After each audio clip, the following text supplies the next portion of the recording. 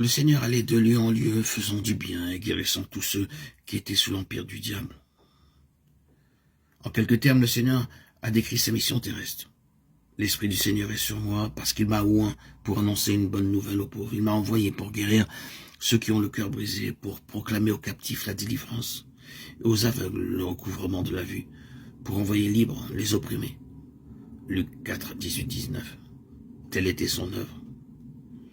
On pouvait trouver des villages entiers où ne se faisait plus entendre aucun gémissement arraché par la maladie. Elle avait passé par là et guéri tous les malades. Son œuvre témoignait de sa divinité. L'amour, la miséricorde et la compassion se révélaient dans chacun de ses actes. Son cœur était rempli de tendre sympathie pour les enfants des hommes. Il avait revêtu leur nature afin de subvenir à leurs besoins. Les plus pauvres et les plus humbles ne craignaient pas de l'approcher.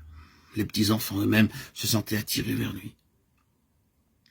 Ils aimaient à monter sur ses genoux et à fixer leur regard sur son visage pensif, où se lisait un amour infini.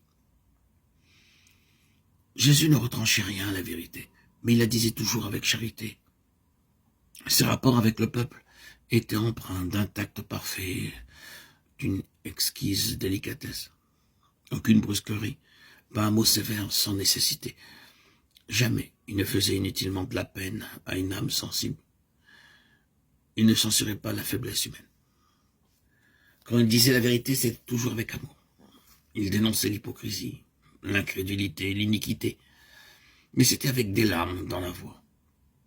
Il pleura sur Jérusalem, la ville qu'il aimait, la ville qui avait refusé de le recevoir, lui, le chemin, la vérité et la vie. Elle avait rejeté son sauveur, mais il lui conservait néanmoins sa tendresse et sa pitié. Sa vie était faite de renoncement et de sollicitude pour autrui. Chaque âme était précieuse à ses yeux. Sans se départir jamais d'une dignité divine, il s'inclinait avec un tendre respect devant tout membre de la famille de Dieu. En tout homme, il voyait une âme déchue à sauver.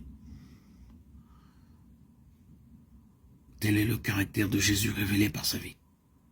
Tel est aussi le caractère de Dieu. C'est du cœur du Père que les flots de la compassion divine manifestée en Jésus-Christ se déversent sur les enfants des hommes.